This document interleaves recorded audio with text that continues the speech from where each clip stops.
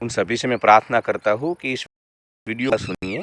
बस 2 ही मिनट में बहुत ही संक्षिप्त में मैं अपनी बात को असरकारक रूप से प्रस्तुत करना चाहता हूँ।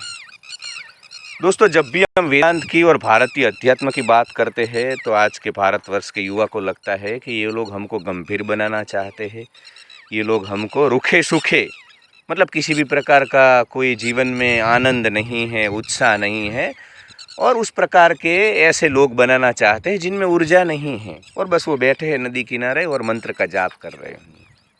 दोस्तों, ये हमारी कम नसीबी रही है कि जिस प्रकार की शिक्षण प्रणाली भारतवर्ष में आज़ादी के बाद आई, उसने कभी भी आपको आपकी भव्यता से रूबरू नहीं करवाया है। अरे वेदांत तो वो चीज़ है जो चाहता है कि तुम जीवन को प्रतिपल उत्सव बना करके जियो।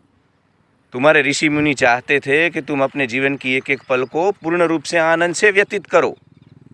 वो बड़े ही प्रैक्टिकल लोग थे। वो चाहते थे कि तुम अगर शरीर लेकर के इस धरती पे आए हो तो पूर्ण रूप से जी के जाओ जीवन के हर एक आयाम को, जीवन के हर एक जो भी जीवन यहाँ पे तुम्हें उपलब्ध करा रहा है उससे तुम भागो मत, उसको पूर्ण तरह भोगो।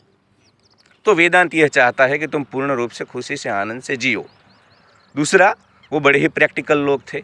उनको यह भी पता था कि जीवन हमेशा एक सा नहीं चलता है, जीवन में उतार चढ़ाव, सुख दुख, चुनौतियाँ होती है।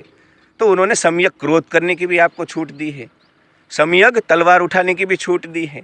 जब ज़रूरत पड़े अपनी रक्षा के लिए, अपने स्वाभिमान की रक्षा के लिए तलवार भी उठा सकते हो। तो ऐसा नहीं है कि मीठी मीठी बातें ही बोली है, क्योंकि उनको पता था जीवन ऐसा नहीं होता है, जीवन वास्तविकता से चलता है। तो वेदांत एक्चुअली परफेक्ट है। वो तुमको जीवन का आनंद भी देगा और ज़रूरत पड़ने पर तुम्हें सम्यक क्रोध भी करवाएगा, सम्यक खड़ग भी तुमसे उठवाएगा। तो इस प्रकार का है वेदांत। दोस्तों, जो यूरोपियन यूनियन आज भारत को वीटो देने में उछल कूद कर रहा है, या पूरा पश्चिमी जगत जो हमको यूनाइटेड नेशंस में पूर्ण रूप से सभ्यता नहीं दे रहा है, वह सब लोग जब जंगलों में पेड़ों पे बैठे थे ना, तुम्हारे वात्स्यायन ने उड़ीसा की धरती पे कामसूत्र लिखा था। कितने एडवांस थे, कितने लिबरल थे। कामसूत्र का जिक्र मैं इसलिए करता हूँ क्योंकि आज के भारत को यह भी लगता है, भारत के युवा को खास करके, कि वेदांता मतलब ब्रह्मचर्य और सेलिबसी। नहीं, वेदांत ने जीवन के एक भी पहलू को छोड़ा नहीं है। वेदांत ने सेक्स का भी, शारीरिक गुण धर्म का भी पूर्ण रूप से स्वीकार किया है। तो वेदांत ने जीवन के हर एक पहलू को अपने अंदर समेट लिया है। वो हमसे भी एडवांस थे। आज 21वीं सदी में भी तुम खुल के सेक्स के बारे में बात नहीं कर सकते हो। उन लोगों ने तो उस वक्त 2000 साल पहले बात कर ली। तो मेरा आपको हाथ जोड़ करके विनती है कि वेदांत की ओर लौटो, क्योंकि वेदांत और भारत के अध्यात्म का अतीत ही तुम्हें पूर्ण रूप से जीवन जीने की कला देगा। आजकल के किसी भी प्रकार की फिलॉसफी मुझे यहाँ दिखती नहीं है विश्व में जो तुम्हें पूर्ण रूप से अपने जीवन जीने की कोई भी प्रेरणा दे।